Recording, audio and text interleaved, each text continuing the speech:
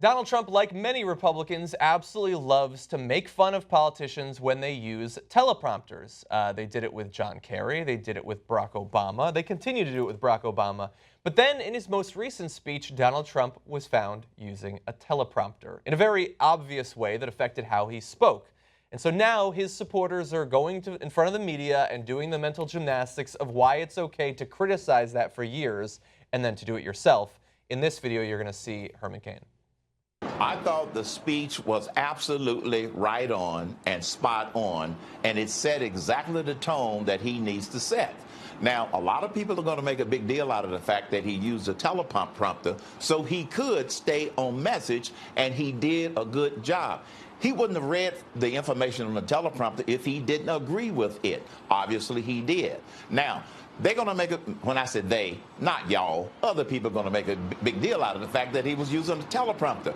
We have a teleprompter president we've had for the last 7 years. Right. So Donald Trump finally uses one to make sure that he is clear, concise, and pivoting to what's important. And I think that's why that was such a great speech.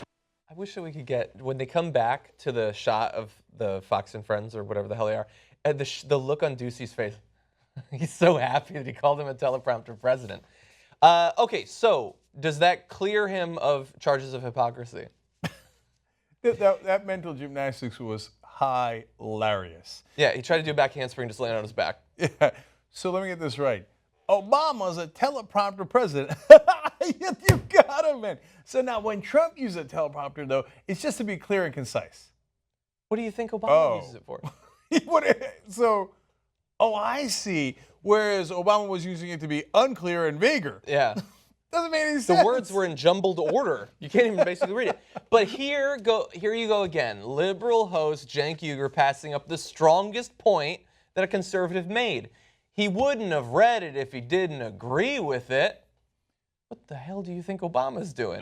He's got a gun to his head? He's just reading whatever they put in the teleprompter? Yeah, he agrees with that stuff too. Everybody agrees with the shit on their teleprompter.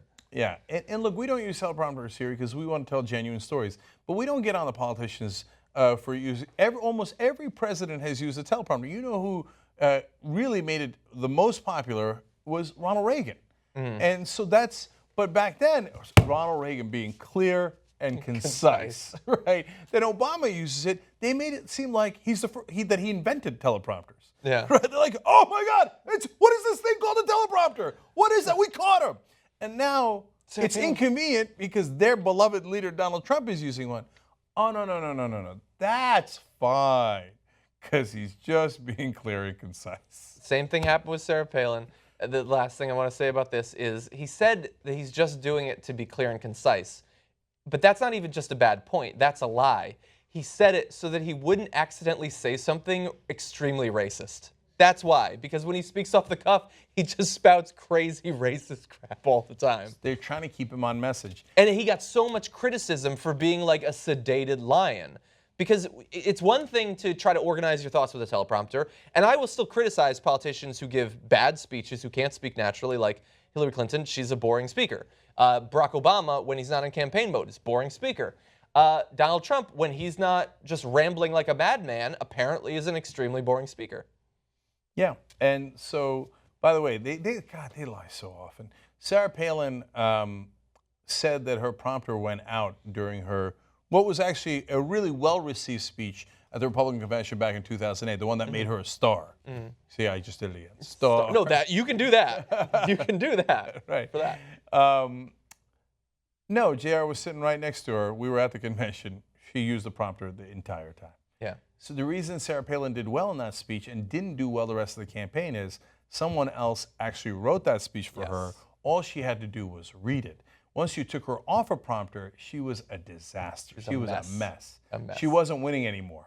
Yeah. And so all of this, as usual, is projection. And in the case of a teleprompter, that is very fitting. That's literally what it is, yeah. Okay, it is literal projection, where they know without a prompter they're a mess. So they assume that that's why Democrats use it as a crutch. Yeah.